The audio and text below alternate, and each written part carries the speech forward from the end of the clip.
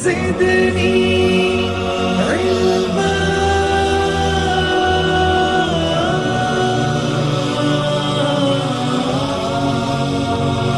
رب زدني علما.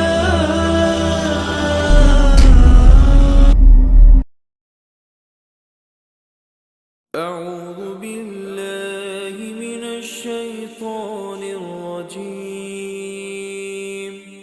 بسم الله الرحمن الرحيم. إن الحمد لله نحمده ونستعينه ونستغفره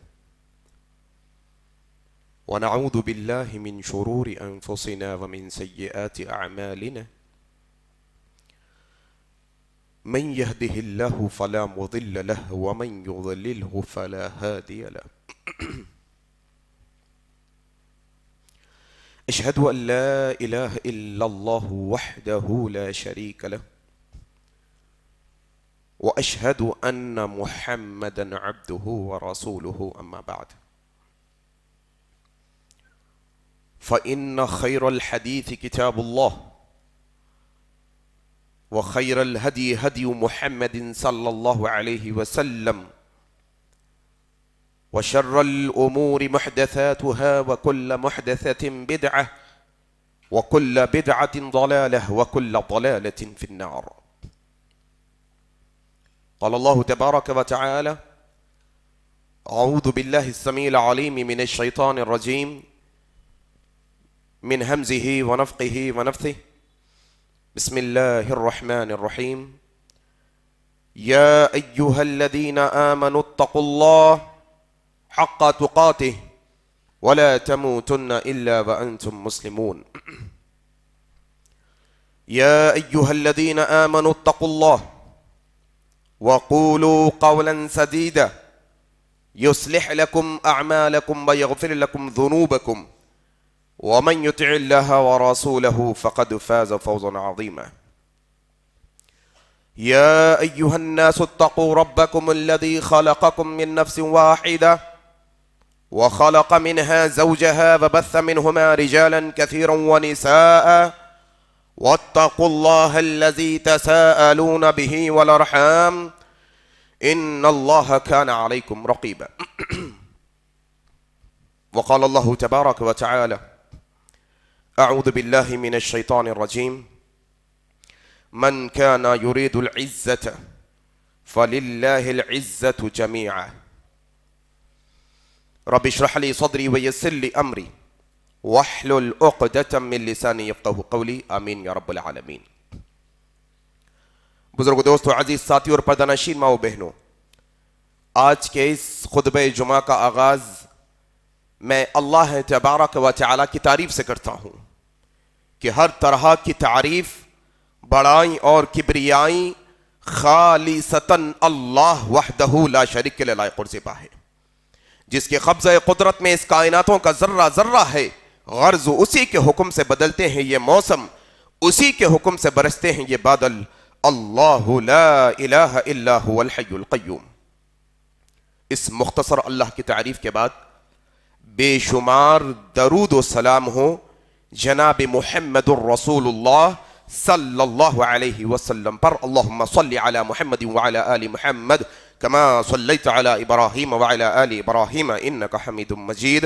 اللهم بارك على محمد وعلى آل محمد كما باركت على إبراهيم وعلى آل إبراهيم إنك حميد مجيد. اور اس کے بعد رحمت اور برکت نازل ہوں عام طور پر تمام مومنوں اور مسلمانوں پر، خاص طور پر صحابہ کرام رضی اللہ عنہم اجمعین پر. بزرگ دوستو، عزیز ساتھی اور پردہ نشین ماؤں بہنوں، جس طریقے سے عنوان آپ تک پہنچایا گیا کہ آج کے اس مختصر خطبہ جمعہ میں جس عنوان پر گفتگو کرنے کی کوشش کریں گے وہ عنوان ہے عزت ملے گی مگر کیسے. در حقیقت انسان کی زندگی کا جائزہ لیا جائے تو انسان کی زندگی میں 3 چیزیں ایسی ہیں جس سے انسان بے حد محبت کرتا ہے.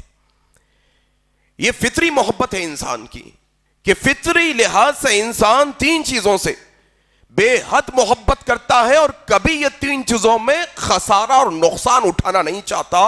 وہ ہے مال، اولاد اور عزت. مال، اولاد اور عزت، یہ تین چیزوں سے انسان بے حد محبت کرتا ہے. اور یہ تینوں میں بھی عزت کا اگر مسئلہ آ گیا تو پھر انسان اپنی اولاد کی قربانی بھی گوارا کر لیتا ہے، اپنے مال کی قربانی بھی گوارا کر لیتا ہے. وہ چاہتا ہے کہ مال گیا گیا کوئی مسئلہ نہیں، اولاد گئی گئی کوئی پرواہ کی بات نہیں، لیکن اس کی عزت پر آنچ نہیں آنی چاہیے. یہ عزت کا مقام ایک انسانی فطرت کے اندر ہوتا ہے کہ ہر انسان چاہتا ہے کہ اسے عزت ملے. انسان عزت کی تلاش میں نہ جانے کہاں کہاں کیسے کیسے دروں کے ٹھوکریں کھا لیتا ہے. صبح سے شام تک ایک انسان کی پوری زندگی کو آپ دیکھیں، اس کی پوری لائف سائیکل عزت پانے کے واسطے ہے. اصل میں بچوں کو پڑھا رہی، کون سے کالج میں ایڈمیشن عزت کے واسطے، کون سا کورس عزت کے واسطے، بزنس میں پیسہ عزت کے واسطے، بڑا گھر عزت کے واسطے، اچھی گاڑی عزت کے واسطے، اچھے کپڑے عزت کے واسطے. انسان آج تو شادی بھی عزت کے واسطے کرتا ہے.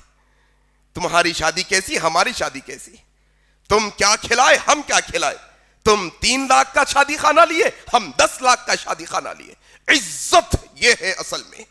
آئیں آج کے اس نشست کے اندر تھوڑا میں اپنے آپ سے مخاطب ہوتا ہوں. آپ یہ باتوں کو سن کر سمجھنے کی کوشش کریں کہ آخر یہ عزت کی تلاش میں یہ انسانیت جو اتنا بہکی ہوئی ہے، جو اتنا بھٹکی ہوئی ہے، جو اتنا تک و دو محنت کر رہی ہے، آخر عزت ہے کہاں جناب؟ آخر عزت ملے گی کیسے انسان کو؟ آخر یہ عزت کیسے حاصل ہو سکتی ہے؟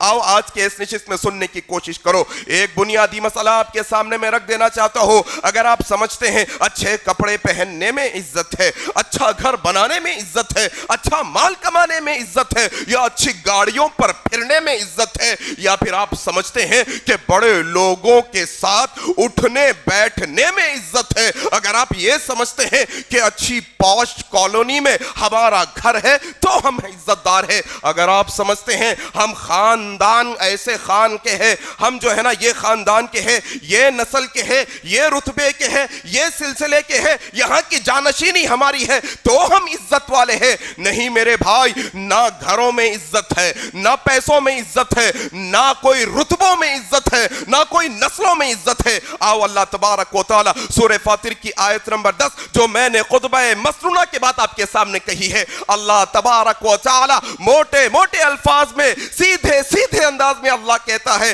من کان یرید العزت، اے عزت کے متلاشیو، اے عزت کے تلاش کرنے والوں، تم میں سے جو کوئی عزت حاصل کرنے کا ارادہ رکھتا ہے، کوئی چاہتا ہے کہ اس کو عزت مل جائے، من کان یرید العزت، من کان یرید العزت، جس کا ایسا ارادہ ہو، جس کی ایسی خواہش ہو کہ اللہ اس کو عزت دے یا وہ عزت کی تلاش میں ہے، تو وہ جان لے فَلِلَّهِ الْعِزَّةُ جَمِيعًا، اصل میں ساری کی ساری عزتیں اللہ کی جاگیر ہے، اللہ کے ہاتھ میں ہے. اللہ جس کو چاہے عزتوں سے نواز دے، اللہ جس کو چاہے یہ دنیا والوں کے سامنے ذلیل کر کر رکھ دے.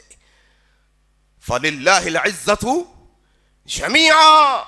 چھوٹی سے چھوٹی عزت کے متلاشیوں، چھوٹے چھوٹے چیزوں کو پکڑ کر عزت حاصل کرنے والوں، یہ بات جان لو کہ اگر تمہارا ارادہ عزت حاصل کرنے کا ہے تو پھر تمہیں یہ بات جان لینی چاہیے کہ عزت دینے والا اللہ ہے، ساری عزتیں اللہ کے پاس ہے. تم اپنی پیشانی کو اس کے سامنے جھکاؤ گے، تم اپنی زندگی کو اس کی مرضی کے مطابق لگاؤ گے، تو جس کو پسند کرتا ہے تم اس کو پسند کرو گے، اس کے پسندیدہ دین کو تم چن لو گے، اس کے نبی کی تم اطاعت کرو گے. جس کے پاس دنیا کی ساری عزتیں ہیں وہ ساری عزتیں تمہیں عطا کر دے گا. فَلِلَّهِ الْعِزَّةُ جَمِيعًا. اصل عزت تو اللہ کے پاس ہے، اصل عزت اللہ کے پاس ہے، وہ جس کو چاہتا ہے دیتا ہے. تم یہ دنیا کی چیزوں میں عزت تلاش کر رہی، دنیا کے کوئی عہدیدار کے پاس جا کر مل کر سمجھ رہے وہ تمہیں دنیا کے سوالوں کے سامنے عزت دار بنائے گا؟ ہرگز نہیں، اللہ کی قسم ہرگز نہیں. جب تک اللہ کسی کو عزت دینے کا ارادہ نہ کرے، جب تک یہ کائناتیں مل کر بھی اس کو عزت نہیں دے سکتی. اور اللہ جس کو عزت دینے کا ارادہ کر لیتا ہے یا جس کو عزت عطا کر دیتا ہے تو یاد رکھو یہ ساری دنیا کی طاقتیں مل کر بھی اسے ذلیل نہیں کر سکتی. فَلِلَّهِ الْعِزَّةُ جَمِيعًا. اصل عزت اللہ کے یہاں، اللہ کی عبادت میں، اللہ کی اطاعت میں، اللہ کی پسند میں اصل عزت ہے. اللہ جو چاہتا ہے ہم وہ چاہنے والے ہو جائیں، اللہ جس کو پسند کرتا ہے ہم وہ پسند کرنے والے بن جائیں. فَلِلَّهِ الْعِزَّةُ جَمِيعًا. وہ ساری عزتوں کا مالک تمہیں عزت دار بنا دے گا انشاءاللہ. یہ بنیادی نقطہ اپنے ذہن میں رکھو.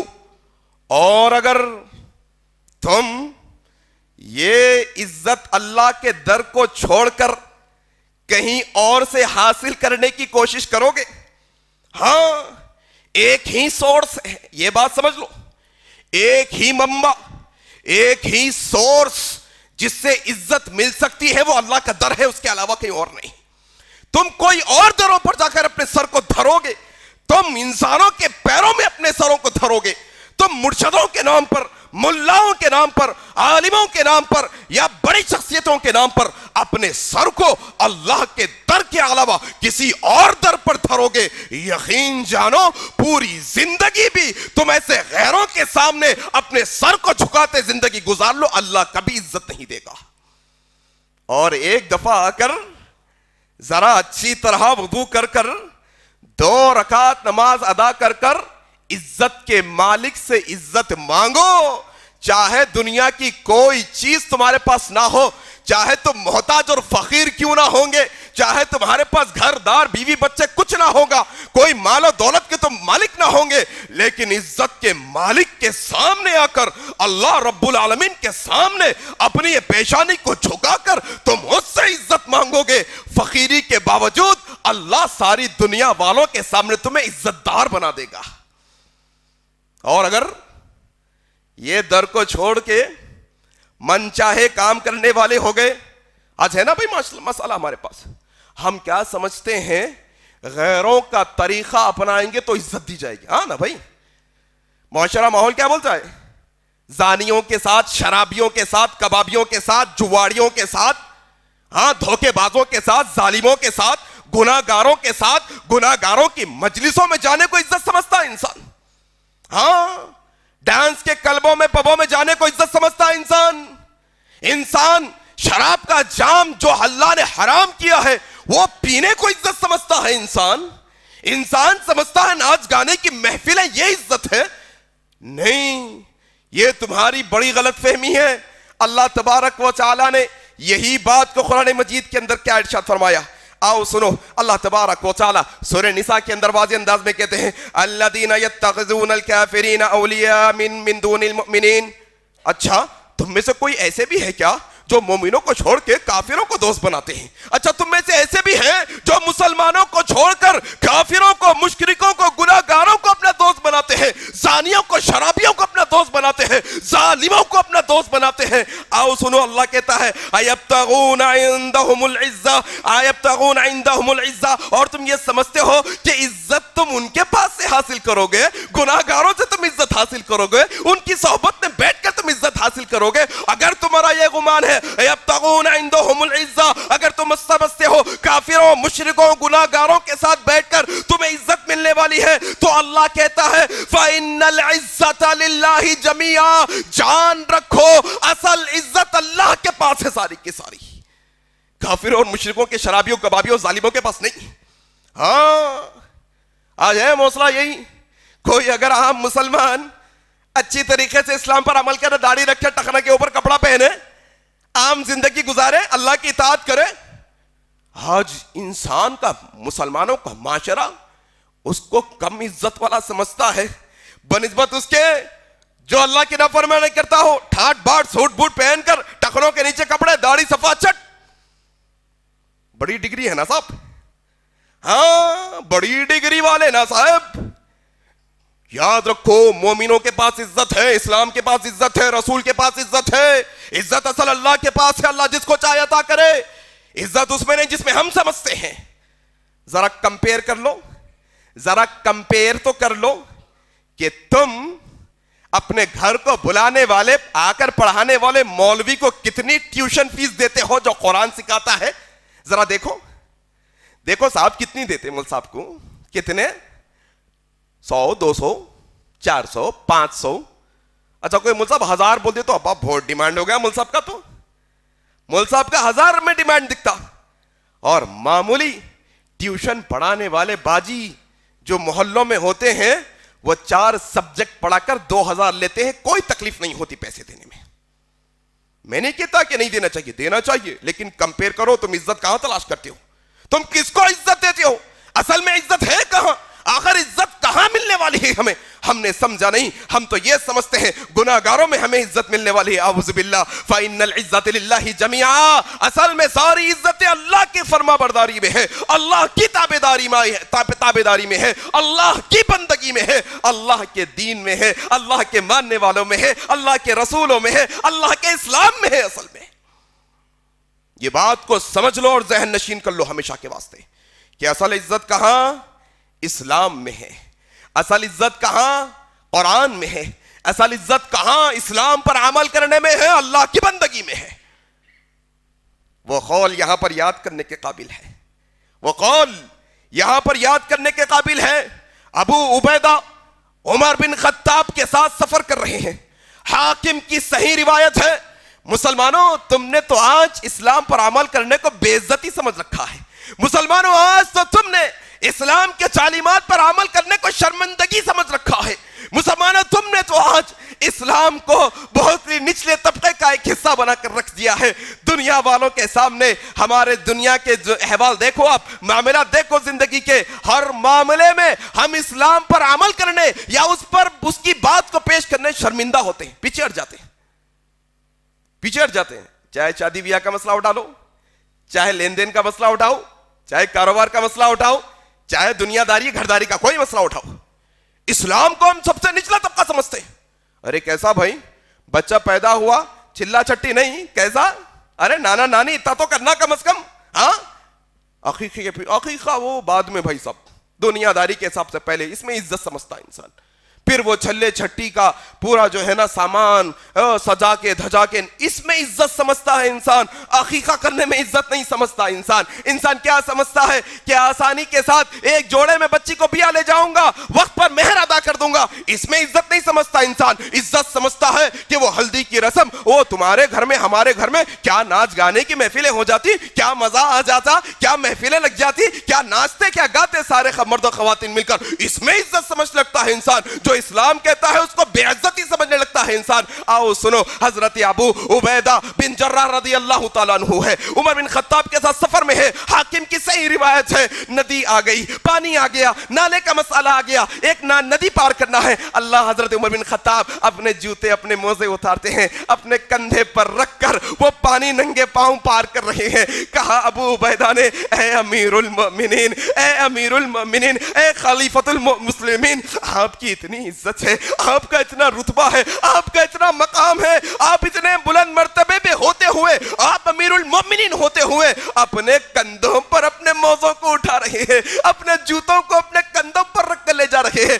کہا اے ابو عبیدہ سنو، انا کنا اضل قوما، انا کنا اضل قوما، اے ابو عبیدہ ہم ایک بھٹکی ہوئی قوم تھے، ہم ذلیل قوموں میں سے شمار ہوتے تھے. فعزنا بالاسلام، اسلام نے ہمیں عزت دی ہے. اصل عزت اسلام پر عمل کرنے میں ہے، یہ کھوٹے عمل میں کوئی عزت نہیں ہے. عزت اصل اسلام میں. فعزنا بالاسلام، اسلام سے عزت ہے مسلمانوں کی. اسلام کو چھوڑا مسلمان، فٹ بال کا مسئلہ ہو گیا، ہر کوئی آتا ہے بجا کر چلا جاتا ہے، ہر کوئی آتا ہے لات مار کر چلا جاتا ہے. عزت کا رونا روتے نا آج.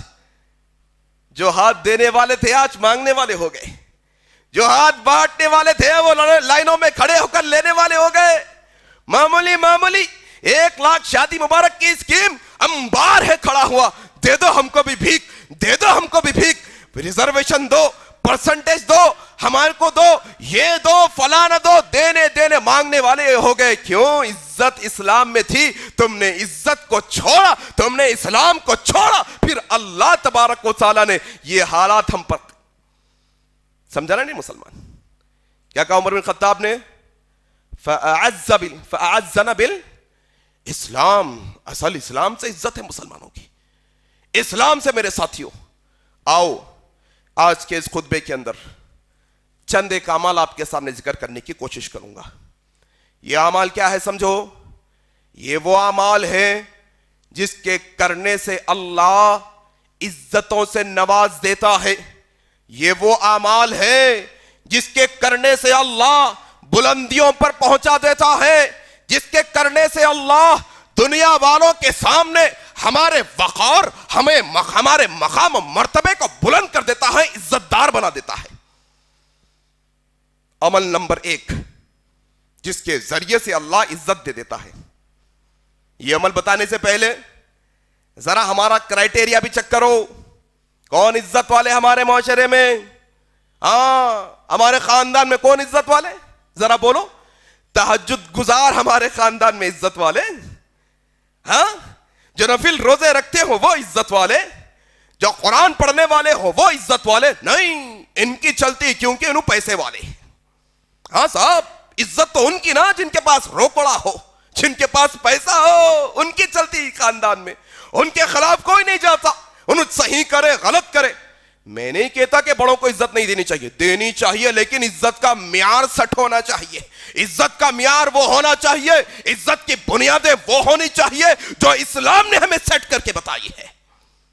ہمارا منمانی کرائٹیریا نہیں.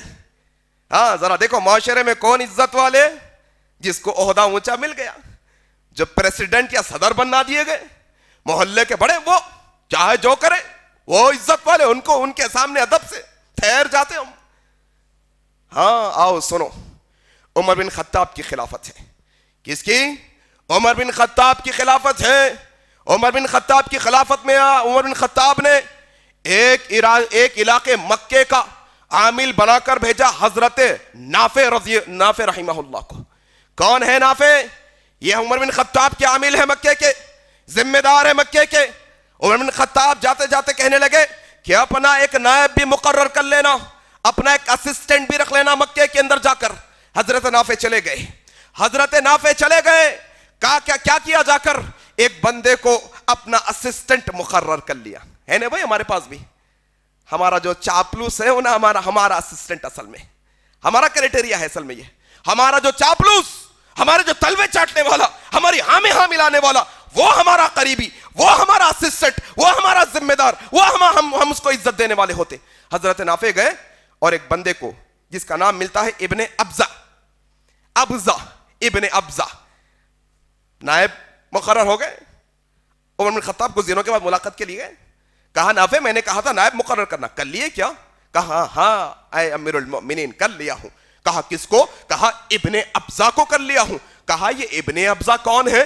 کہا اے امیر المؤمنین یہ ہمارا آزاد کردہ غلام ہے. اللہ اکبر, یہ غلام تھا اب آزاد ہو گیا ہے, آزادی کے بعد ہم نے اس کو ہمارا نائب بنا. کہا جائے غلام کو تم نے نائب بنایا ہے. کہا اے امیر المؤمنین وہ غلام نہیں ہے, وہ بلکہ مکے کے اندر سب سے بہترین قرآن پڑھنے والا ہے, وہ بہترین عامل قرآن ہے, وہ بہترین عالم قرآن ہے. اے امیر المؤمنین میں نے اس کے قرآن کے علم, اس کے قرآن کی قرات کی وجہ سے اپنا نائب بنایا ہے. پھر عمر بن خطاب کچھ ہوتے ہوئے کہتے ہیں نافع تم نے بہت اچھا کام کیا, کیونکہ میں نے نبی کریم صلی اللہ علیہ وسلم کو یہ فرماتے ہوئے سنا ہے ان اللہ یرفع بہذا الکتاب اقوام ان اللہ یرفع بہذا الکتاب اقوام ویضع به آخرین. اے نافع میں نے نبی کریم کو یہ فرماتے ہوئے سنا ہے کہ اللہ قوموں کو یہ قرآن پر عمل کرنے کی وجہ سے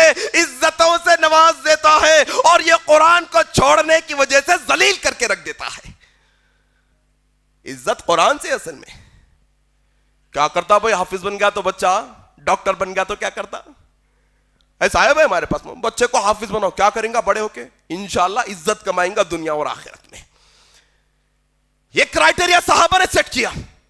کہا جو قاری قرآن ہوگا اس کو ذمہ دار بنایا جائے گا, اس کو عزت دی جائے گی قرآن کی تلاوت کی وجہ سے, اس کو عزت دی جائے گی قرآن پر عمل کرنے کی وجہ سے, اس کو عزت دی جائے گی جو قرآن کا جتنا زیادہ علم رکھتا ہو.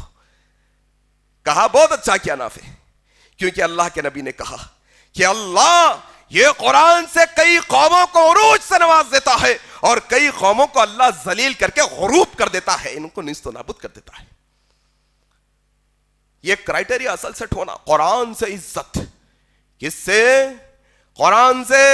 یہ قرآن کا معاملہ بھی بڑا عجب معاملہ ہے امت کے اندر، یقین جانیے یہ قرآن کو لے کر یہ امت کا جو نمونہ ہے نا، پیش کرنے سے شرمندگی ہوتی ہے۔ سب مسلمان مانتے یہ اللہ کا کلام ہے، لیکن اس کو پڑھنا کوئی نہیں چاہتا۔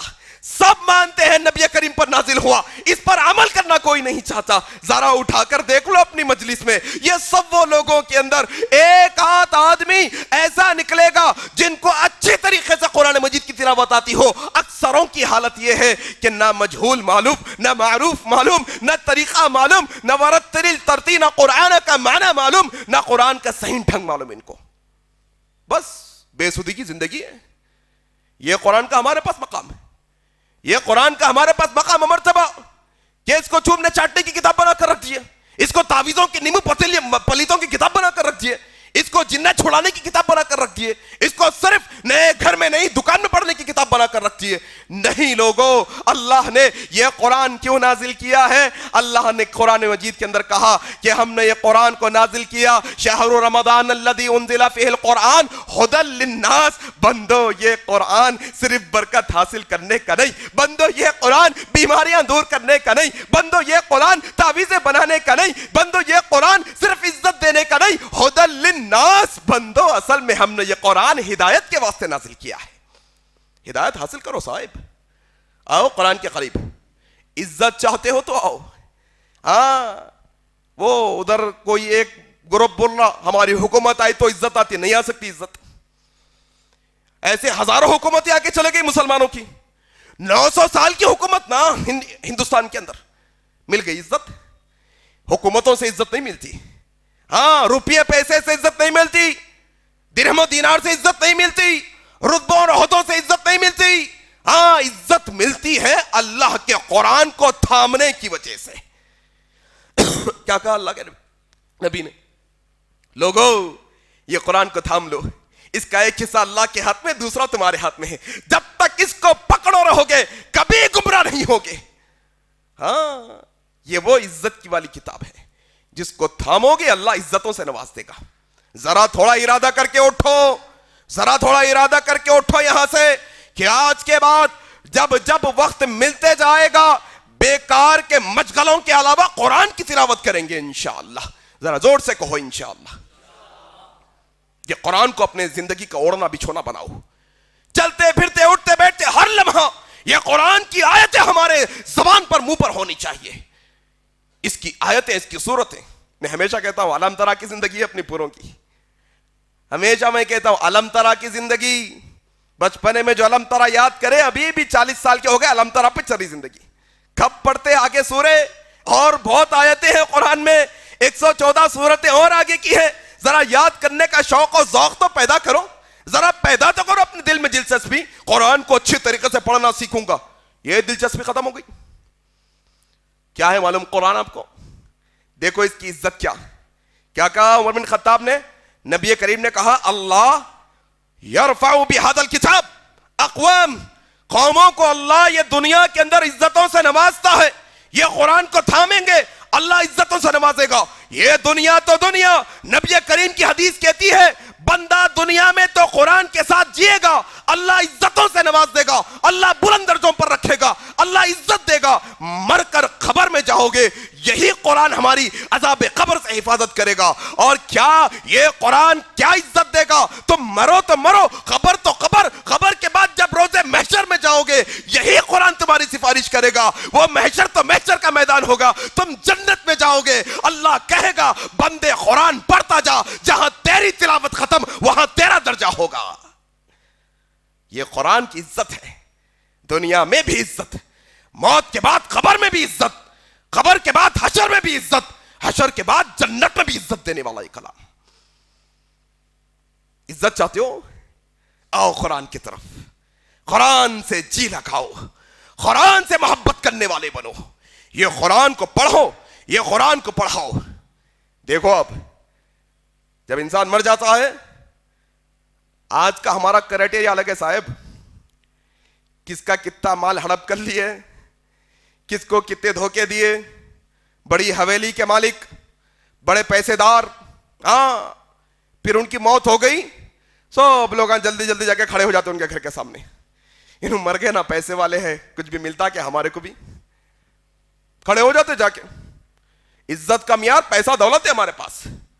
دیکھو جب غریب مرتا ہے تو اس کے جنازے کے پیچھے کتنے لوگ ہوتے ہیں، ذرا دیکھ لو صاحب، میں نے کہتا آپ دیکھ لو، مشاہدہ کر لو، غریب مرتا ہے تو اس کے جنازے کے پیچھے کتنے ہوتے ہیں. جب ایک امیر مرتا ہے، اگرچہ کہ وہ ظالم گناہگار بدمعاش کیوں نہ ہو، دیکھو کتنے لوگ اس کے ساتھ ہوتے ہیں. کیوں؟ ہم نے کرائٹیریا بنایا نا. آؤ ابن عباس رضی اللہ تعالیٰ عنہ روایت کرتے ہیں، ابن عباس رضی اللہ تعالیٰ عنہ روایت کرتے ہیں، ترمذی کی حسن درجے کی روایت ہے، کہتے ہیں ہم میں سے ایک ہمارے ساتھی کا انتقال ہو گیا، راتوں رات انتقال ہو گیا. نبی کریم کو علم ہوا، نبی کریم نے کہا چراغ جلاؤ، لالٹن ساتھ لیے نبی کریم صلی اللہ علیہ وسلم وہ اپنے لخت جگر، وہ اپنے چہیتے صحابی کے پاس جا رہے ہیں، کہا اس کے لیے قبر کھودو. نبی کریم بیٹھ کر دعائیں کر رہے ہیں، اس کے لیے قبر کھودی گئی ہے. نبی کریم خود قبر کے اندر اترے ہیں.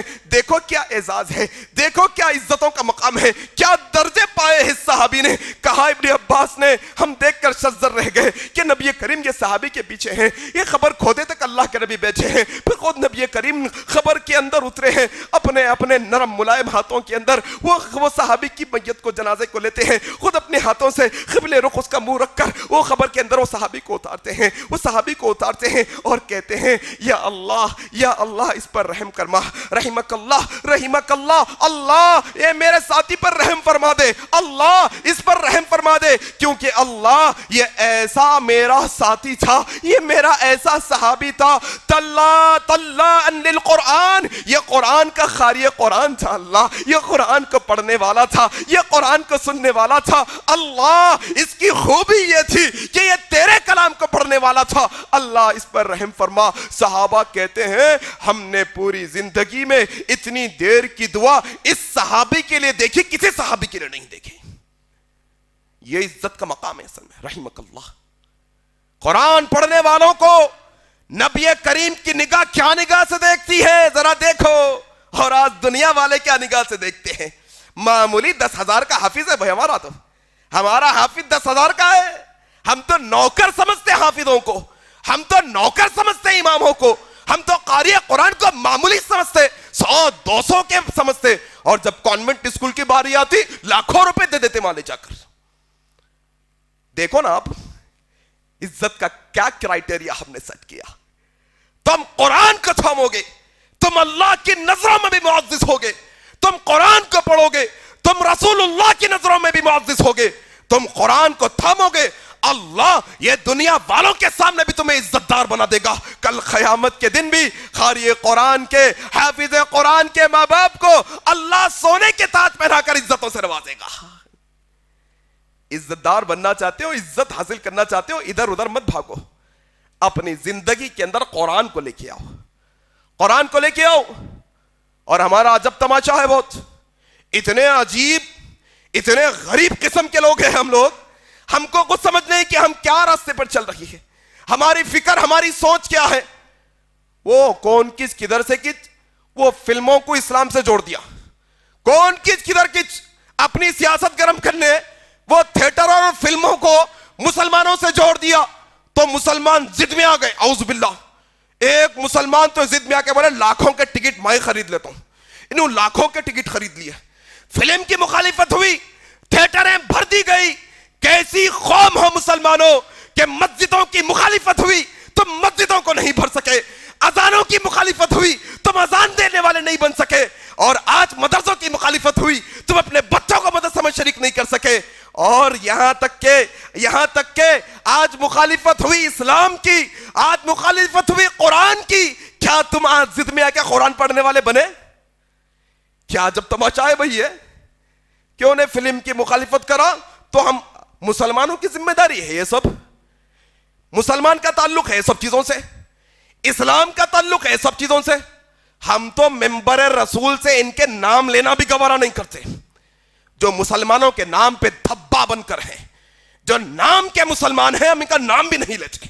لیکن ہم مسلمانوں کو کیا ہو گیا جناب؟ ہم نے تو قرآن پر ایمان رکھا ہے نا. ہاں کیا ہو گیا؟ تھیٹروں کی تھیٹریں فل ہو رہی کتے. ہمارے ساتھی نے کہا حیدرآباد کا مسلمان نوجوان لاکھوں کے ٹکٹ خرید لیا. اچھا قرآن کی مخالفت ہوئی تو قرآن کے نسخے باتیں کیا خرید کے؟ قرآن کی مخالفت ہوئی, قرآن کو ڈسٹریبیوٹ کرے جا کے, قرآن کو جلایا گیا, تمہارا ضمیر ذرہ بھی تمہیں جھنجھوڑا, رات کی نیند تمہاری گئی, ذرا بے چینی ہوئی دلوں کے اندر؟ اگر نہیں ہوئی قرآن کو جلتا ہوا دیکھ کر تو ذرا تھوڑا اپنے ایمانوں کا جائزہ لو, ذرا سمجھنے کی کوشش کرو کہ جو کلام الہی یہ دنیا کے اندر انقلاب لانے کے لیے آیا تھا, جو کلام الہی لوگوں کو نور ہدایت دکھانے کے لیے آیا تھا, جو اللہ کا کلام لوگوں کو صحیح راستے پر لانے کے لیے آیا تھا, اگر اس کا تقدس بوال ہوتا ہے, اگر تمہارے اس کان پر جوم بھی نہیں رینگتی, تم ذرا بھی ہچکچاہٹ محسوس نہیں کرتے, ذرا ایمان کا جائزہ لے لو اپنے جا کر. ایمان باقی ہے کہ بھی نہیں ہمارے سینوں میں؟ کیا کرنا صاحب؟ یہ جذباتی تقریریں سن کے نکل جانا کیا روڈوں پہ؟ نہیں, ذرا ضد ہے تو لاؤ یہاں پر ضد. اب ضد لانا ہے نا تمہارے پاس؟ ہاں, مسجدوں کی مخالفت کرے, مسجد بھرنے والے مسجد بنانے والے بنو. اذان کی مخالفت ہوئی, اچھی اذان دینے اور اچھی اذان سیکھنے والے بنو. ذرا ایک اور بھی ہمارا بڑا عجیب مسئلہ ہے بھائی, ہم کیا کرتے, سستے لوگ مؤذنوں کو ڈھونڈتے, سستے کم پیسوں والا. ایسے مسلمان غیر مسلمان علاقوں میں مسجدیں ہیں جہاں پر زیادہ غیر مسلمان رہتے ہیں یا جانا آنا ہے, ان کا ٹریولنگ ایریا ہے. وہاں کی مسجدوں میں مؤذن کیسے ہیں جن کی اذان سننے کے بعد پھر غیر مسلمان بولتا نہیں سننا چاہتا. نہیں, ایسی مسجدوں میں اچھے مؤذنین کو رکھو. ہاں دیکھو اتنے صحابہ ہیں نا, اللہ کے نبی اذان دینے کس کو چنے؟ بلال رضی اللہ تعالیٰ عنہ. کیوں؟ جن کی آواز اچھی, جن کی لہن اچھی, جو اچھے انداز میں اذان دیتے ہو, ان کو چنو نا. اور ہمارے نوجوان بھی آگے آئے, ذرا ہمارے نوجوان بھی میاں اقامت دو بولتے, حیبت سے پریشان ہو جاتا اقامت دینے.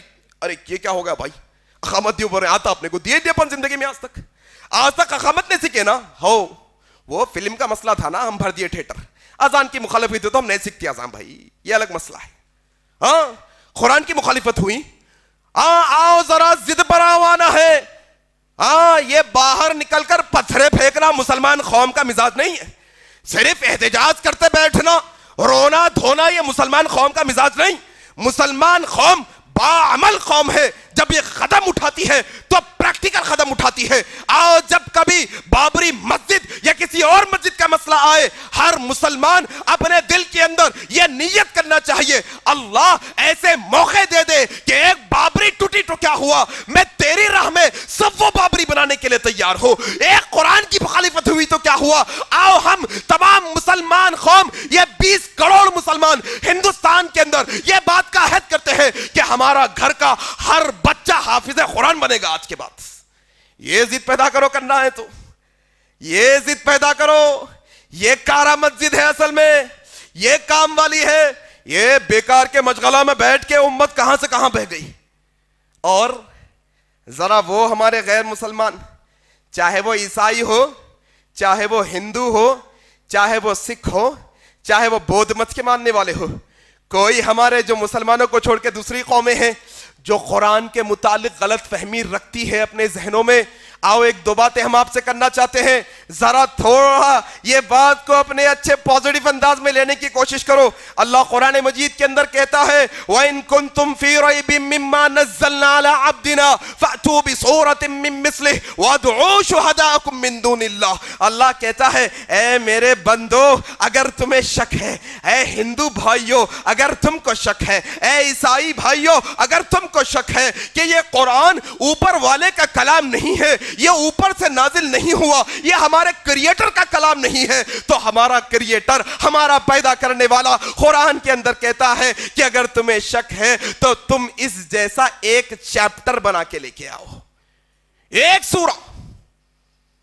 فَأْتُوا بِسُورَةٍ مِّن مِّثْلِهِ, اس جیسا ایک سورہ, ایک چیپٹر.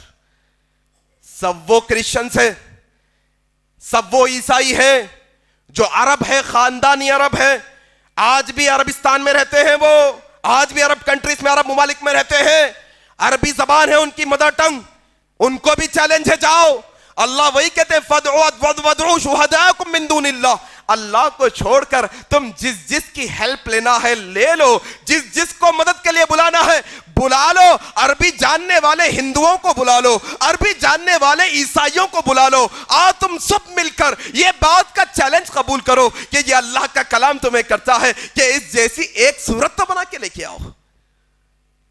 ہاں کرو بھائی، ٹرائی کرو۔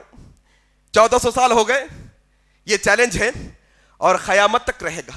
فَإِن لَمْ تَفْعَلُوا وَلَن تَفْعَلُوا، کیونکہ ہمارا کریٹر، ہمارا پیدا کرنے والا کہتا ہے اگر تم نے ایسا نہیں کیا وَإِن لَمْ تَفْعَلُوا وَلَن تَفْعَلُوا وَإِن لَمْ تَفْعَلُوا، تم ایسا کر بھی نہیں سکتے کبھی۔ اللہ اکبر۔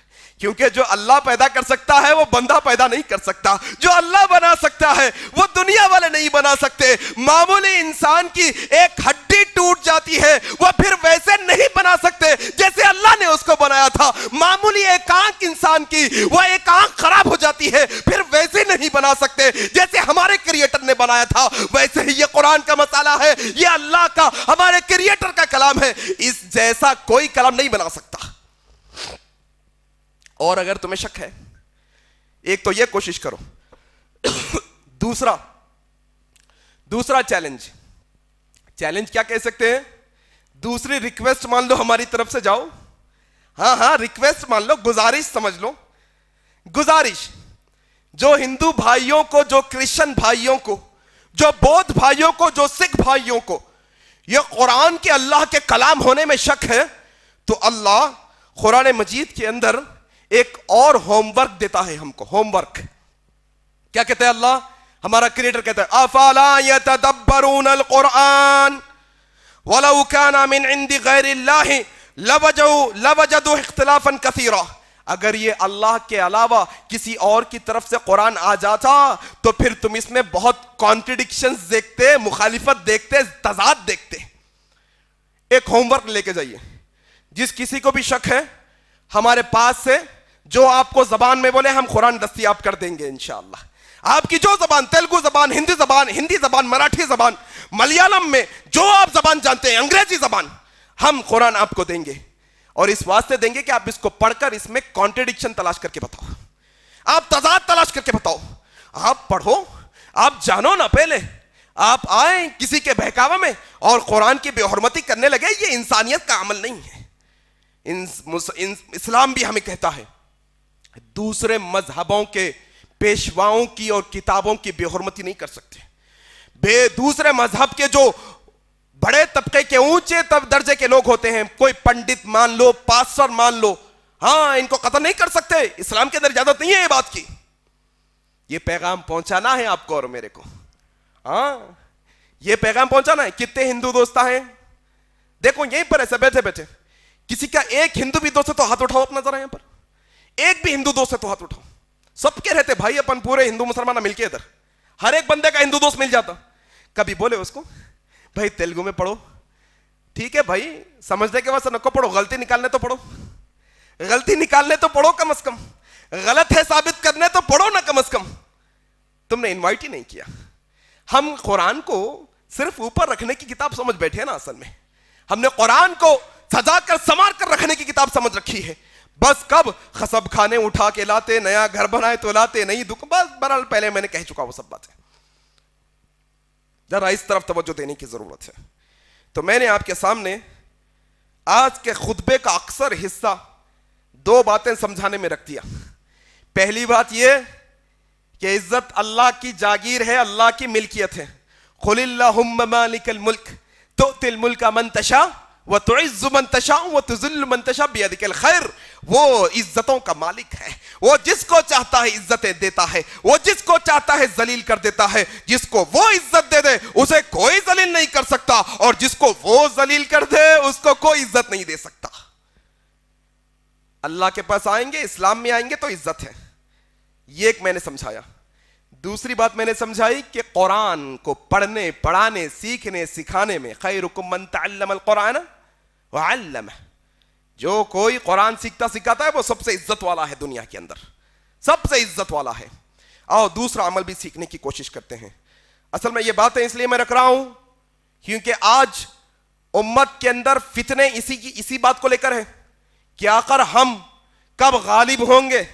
ہاں کب ہم جو ہے نا اونچے مقام پہ پہنچیں گے؟ ہم کب دوسروں پر غالب ہوں گے؟ کیا ہماری حکومت نوجوانوں کو اس لیے بہکایا جا رہا ہے نا اصل میں؟ آپ نام ہزار لے لو، ایسے ہزار فتنے ہیں معاشرے کے اندر، ہم نام لیے بغیر بچا رہے ہیں آپ کو، ہزار فتنے ہیں. کوئی کہتا ہے ہماری طاقت ہونا، کوئی کہتا ہے سیاست میں ہم آگے جائیں گے، کوئی کہتا ہے ہمارا ایم ایل اے ہو، ہمارا ایم پی ہو. ارے بھائی ہمارے بادشاہ گزر گئے یہاں پر، تم M L A M P کی کیا بات کر رہے ہیں؟ ہمارے بادشاہ گزر گئے یہاں پر.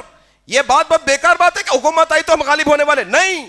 اگر ہم غالب ہو گئے تو اللہ حکومت دیں گا ہم کو، یہ اصل مسئلہ ہے، اس کو نہیں سمجھ سکے. اور ہم غالب کب ہوں گے؟ جب غالب ہوں گے، جب ایمان والے ہوں گے، جب عمل کرنے والے ہوں گے. یہ اعمال میں آپ کے سامنے رکھ رہا ہوں. اللہ کے نبی صلی اللہ علیہ وسلم نے دوسرا عمل بتایا. صحیح مسلم کی روایت ہے، حضرت ابو ہریرہ رضی اللہ تعالیٰ عنہ روایت کرتے ہیں، اللہ کے نبی صلی اللہ علیہ وسلم فرمایا ما تواضع احد للہ الا رفع اللہ. اللہ کے نبی کہتے ہیں جو کوئی اللہ کے واسطے عاجزی انکساری اختیار کرے گا، اللہ کو خوش کرنے کے واسطے جھک جائے گا، اللہ کو راضی کرنے کے واسطے اپنے آپ کے اندر تواضع اختیار کر لے گا، سادگی پیدا کر لے گا اللہ کو خوش کرنے کے واسطے، تو کہتے ہیں الا یرفعہ اللہ، پھر اللہ ایسا عاجزی، ایسا انکساری اختیار کرنے والے بندوں کو عزتوں سے نواز دیتا ہے. ہاں ٹھاٹ باٹ میں نہیں ہے عزت، اچھے کپڑے پہن کے ٹھاٹ باٹ سے نکلے نہیں، تواضع میں عزت ہے. اصل میں عزت یہاں کہ اللہ ایسی قوموں کو، ایسے لوگوں کو بلند مقام پہ پہنچا دیتا ہے. آج تو دکھاوے کا دور ہے، سب سوشل میڈیا کا دور ہے. ہر آدمی دیکھو آپ، آج تو ہوٹل پہ کھانا کھانے اس واسطے جا رہا کہ انسٹاگرام پہ اس کو اپلوڈ کرنا ہے. جا رہا ہے کس واسطے؟ پیٹ بھرنے نہیں جا رہا. فلانے مقام پہ کیوں جا رہا؟ لوگوں کو بتانا ہے اس کو. نہیں میرے بھائی، یہ مسلمان کا طریقہ نہیں، یہ مسلمان کا وتیرہ نہیں. مسلمان کیا ہوتا ہے؟ بڑا عاجز ہوتا ہے، بڑا انکسار ہوتا ہے، بڑا تواضع پسند ہوتا ہے، ایسا خاکسار ہوتا ہے کہ سب کچھ ہوتے ہوئے بھی وہ غریبوں کی زندگی گزارنے والا ہوتا ہے. جیسے محمد رسول اللہ تھے صلی اللہ علیہ وسلم. جیسے کون تھے؟ عمر بن خطاب تھے. کون؟ عثمان ابن عفان تھے. کروڑ پتی ہونے کے باوجود بھی یہ پیونوں کے کپڑے پہننے والے تھے. کروڑ پتی، لکھ پتی ہونے کے باوجود بھی یہ سادی غذا کھانے والے تھے، یہ عام پہناوا پہننے والے تھے، یہ عام زندگی. اسی لیے اللہ نے کیا کیا دیکھو اب، اسی لیے اللہ تبارک و تعالیٰ نے، انہوں نے عاجزی اختیار کی. 1400 سال کے بعد بھی آج ہم ان کا نام عزت سے لیتے ہیں. 1400 سال کے بعد بھی ابو بکر کبھی نہیں کہتے، ہم کہتے ہیں ابو بکر صدیق، اللہ اکبر. ہم عمر کبھی نہیں کہتے، ہم کہتے ہیں عمر فاروق. ہم کبھی عثمان نہیں کہتے، ہم عثمان غنی کہتے ہیں. ہم علی کبھی نہیں کہتے، علی ابن طالب کہتے ہیں. اللہ اکبر. کیوں؟ انہوں نے اپنی زندگی میں تواضع اختیار کی. سادگی اختیار کرو اللہ کے واسطے. یہ دیکھنے دکھانے والے نہ بنو. ہاں یہ دیکھنے دکھانے کی عادت بڑی خطرناک ہے، انسان کو لے ڈوبتی ہے اصل میں. پھر یہ جو لوگوں کو دکھانے کا عادی ہو جاتا ہے، پھر اس کو چین نہیں ہوتا کبھی بھی. یہ ہمیشہ روز نئی چیز ڈھونڈتا رہتا ہے، کیا دکھاؤں کیا دکھاؤں کیا دکھاؤں. جب نہیں دکھا پاتا ہے تو پھر گناہوں کے راستے پر چل پڑتا ہے یہ. ہاں اور لوگوں کو دکھانے کے چکر میں لوگ کیا کیا کر گئے آپ کو مجھ کو اندازہ ہے. یہ ٹک ٹاک اور ریل کا مسئلہ ایسا، کوئی جاتے جاتے گاڑیوں کے نیچے آ گئے لوگوں کو دکھانے کے واسطے. کیا منہ دکھائیں گے اللہ کو جا کے؟ کیا منہ دکھائیں گے؟ کیا کر کے آئے تھے؟ عاجزی اختیار کرو. یہ عاجزی انسان کو بلندیوں پہ پہنچاتی ہے. سادگی کی زندگی گزارنے والے بنو. تیسرا عمل ہے، حضرت ابو ہریرہ کہتے ہیں، صحیح مسلم کی روایت ہے، اللہ کے نبی صلی اللہ علیہ وسلم فرماتے ہیں ما زاد اللہ عبدا بعفو الا عزا. جو کوئی بھی لوگوں کو معاف کرنے والا بنے گا اللہ اس کو عزتوں سے نواز دے گا. اللہ اکبر. لوگوں کو معاف کرنے والے بنو. ہاں لوگوں کی پکڑ کرنے والے نہ بنو، بلکہ لوگوں کو درگزر کرنے والے بنو. اللہ عزتوں سے نوازے گا. تم معاف کرو لوگوں کی غلطیوں کو. کتنا معاف کرو، کتنا معاف کرو. آؤ حضرت ابو ہریرہ رضی اللہ تعالیٰ عنہ کہتے ہیں، حضرت ابو ہریرہ رضی اللہ تعالیٰ عنہ کہتے ہیں کہ عبداللہ بن عمر رضی اللہ عنہ روایت کرتے ہیں، کہتے ہیں کہ ایک شخص آ کر پوچھنے لگا، یا رسول اللہ میرا غلام غلطی پر غلطی کرتا ہے، غلطی پر غلطی کرتا ہے، میں کتنی دفعہ اس کو معاف کروں، میں کتنی دفعہ اس کو معاف کروں. اللہ کے نبی نے ایک دفعہ سنا خاموش ہوئے، دوسری دفعہ سنا خاموش ہوئے، تیسری دفعہ کہا یا رسول اللہ ہم بندوں کی غلطیوں کو ایک دن میں کتنی دفعہ معاف کرے؟ کہا اللہ کے نبی نے فی کل یوم 70 مرہ، 70 سے زیادہ دفعہ اس کی تم غلطیوں کو معاف کرو۔ اللہ اکبر۔ ہاں یہ تو غلام کی بات ہے نا، ہمارا معاشرہ تو سگے بھائی بہن کو معاف کرنے تیار نہیں ہے صاحب۔ سالوں ہو گئے بات چیت بند، چھوٹے چھوٹے مسئلوں کے اندر تم شادی میں بلائے نہیں بلائے، بلا کے کھانا پوچھے نہیں پوچھے، چھوٹی چھوٹی باتیں، بھائی بہن رشتہ دار نہیں، معاف کرنے کی عادت ڈالو، معاف کرنے کی عادت ڈالو اپنی زندگی کے اندر۔ معاف کرنے والوں کے درجات کو اللہ بلند کر دیتا ہے، معاف کرنے والے لوگوں کو اللہ پسند کرتے ہیں، معاف کرنے والے لوگوں کو اللہ عزتوں سے نواز دیتے ہیں۔ یہ معاف کرنے کی عادت ڈالو۔ حضرت ابوبکر صدیق کے بارے میں بڑا مشہور واقعہ ہے۔ اما عائشہ صدیقہ پر الزام لگا، اللہ کے نبی بھی تکلیف میں، خود اما عائشہ صدیقہ کے والد ابوبکر صدیق تکلیف میں ہیں۔ ابوبکر صدیق کو معلوم ہوا کون ہے یہ؟ مستح بن اثاثہ ہے۔ یہ کون ہے؟ یہ غلام غریب آدمی ہے۔ ابوبکر صدیق ان کو ماہانہ خرچ دیا کرتے تھے، صدقہ دیا کرتے تھے، ہمیشہ ان کے کھانے پینے کا انتظام کرتے تھے۔ اما عائشہ صدیقہ پر تہمت لگی، معلوم ہوا حضرت مستح بھی ان لوگوں میں شامل ہے جو اما عائشہ پر الزام لگا رہے ہیں۔ کہا آج کے بعد میں مستح پر کوئی خرچ نہیں کروں گا، یہاں تک کہ اللہ آیتوں کا نزول کر کے کیا کہتا ہے جانتے ہیں؟ اے ابو بکر، اگر تم چاہتے ہو کہ قیامت کے دن اللہ تمہاری غلطیوں کو معاف کر دے تو تم بھی لوگوں کو معاف کرنے والے بنو۔ کہا یا رسول اللہ آج کے بعد میں مستح پر صدقہ شروع کر دوں گا۔ اللہ اکبر۔ ہاں بھائی ذرا نرم دل ہو، آپس میں غلطیوں کو معاف کرنے والے بنو، ایک دوسرے کی غلطیوں پر پردہ ڈالنے والے بنو۔ تم دنیا میں غلطیوں پر پردہ ڈالو گے، اللہ کل قیامت کے دن تمہارے غلطیوں پر پردہ ڈالے گا۔ کیا کہتا ہے اللہ؟ معاف کرنے والوں کو عزتوں سے نواز دیتا ہے، معاف کرنے والوں کو عزتوں سے نواز دیتا ہے۔ آخری بات بتا کر بات ختم، باتیں تو بہت تھی اور، لیکن میرے سمجھانے کے انداز میں وقت ایسا چلا جاتا ہے مجھے بھی پتا نہیں چلتا، اتفاق سے ہوتا ہے ایسا ہی۔ میری کم علمی، یہ جو میرے اندر کمی ہے، یہ سمجھانے کی صلاحیت کم ہے۔ اللہ سے دعا کرے کہ اللہ جو باتیں حق اور سچ کہی گئی اللہ اس پر عمل کرنے کی توفیق دے۔ آئیں ایک بات بتا کر، ایک واقعہ بتا کر بات، بڑا اہم واقعہ۔ کیوں؟ اس لیے یہ واقعہ بیان کر رہا ہوں کہ اگر تم اللہ کے دین کی دعوت دینے والے کو کمتر سمجھتے ہو، اللہ کے دین پر عمل کرنے والے کو، دیندار کو کمتر سمجھتے ہو، داڑھی ٹوپی والے کو کمتر سمجھتے ہو، اس کے بنسبت دنیا داروں کو تم عزت والا سمجھتے ہو، تو آؤ سنو، یہ حضرت ابو امامہ باہلی رضی اللہ تعالیٰ عنہ ہے، ان کا سچا واقعہ ہے۔ حاکم مستدرک حاکم کی ایک اندر امام البانی رحمہ اللہ نے یہ واقعے کو صحیح کہا ہے۔ کہا اللہ کے نبی کے پاس ابو امامہ باہلی آئے ہیں اسلام قبول کرنے کے لیے، اشہدو ان لا الہ الا اللہ وان محمد رسول اللہ، جیسے اسلام قبول کرے اللہ کے نبی نے کہا اے ابو امامہ اپنے قبیلے میں جاؤ، وہاں کے لوگوں میں تمہیں داعی بنا کر بھیجتا ہوں، میں معلم بنا کر بھیجتا ہوں، تمہیں دین کا داعی بنا کر بھیجتا ہوں، جاؤ تم ان میں تبلیغ کرو، تم ان کو اسلام کی دعوت دو۔ ابو امامہ کہتے ہیں میں نکلا، اپنے قبیلے میں آیا، کیا دیکھتا ہوں کہ میرے قبیلے کے لوگ کھانا کھا رہے ہیں،